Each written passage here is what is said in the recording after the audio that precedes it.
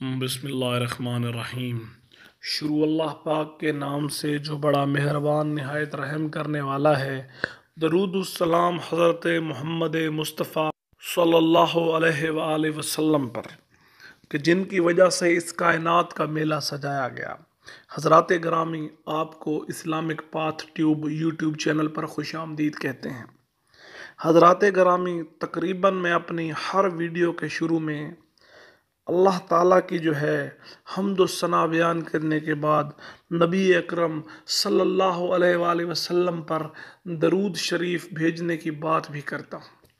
تو آج الحمدللہ جس خواب کی تعبیر آپ کو بتانے جا رہے ہیں وہ اسی چیز سے متعلق ہے کہ خواب میں نبی اکرم صلی اللہ علیہ وآلہ وسلم پر درود و شریف بھیجنا۔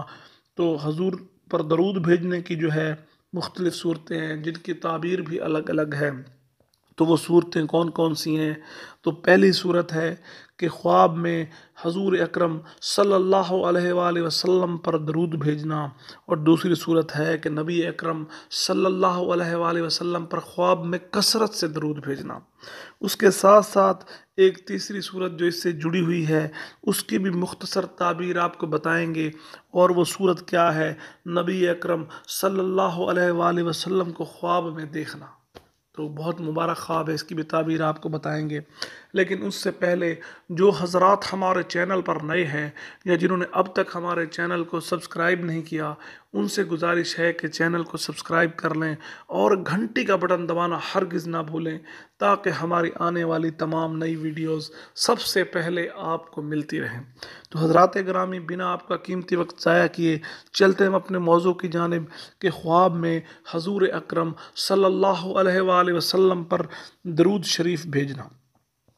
حضرت ابن سیرین رحمۃ اللہ علیہ نے فرمایا کہ اگر کوئی شخص خواب دیکھے کہ وہ حضور اکرم صلی اللہ علیہ وآلہ وسلم پر درود بھیجتا ہے تو دلیل ہے کہ اس کی مرادیں پوری ہوں گی، اس پر روزی جو ہے فراخ ہوگی، یعنی کہ اس کا رزق بڑھے گا اور اس کا انجام جو ہے یا اس کی آخرت جو ہے وہ خیر پر ہوگی۔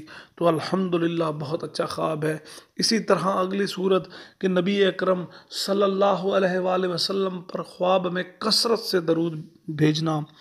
حضرت جابر مغربی رحمۃ اللہ علیہ نے فرمایا کہ اگر کوئی شخص خواب میں حضور اکرم صلی اللہ علیہ وآلہ وسلم پر بہت بار یا کثرت سے درود شریف بھیجتا ہے تو دلیل ہے کہ وہ حج کرے گا، وہ بیت اللہ دیکھے گا، وہ اللہ کے اس مقدس سفر پر جائے گا۔ تو حضرات گرامی، یہ بھی انتہائی جو ہے خوبصورت خواب اور اس کی انتہائی خوبصورت تعبیر۔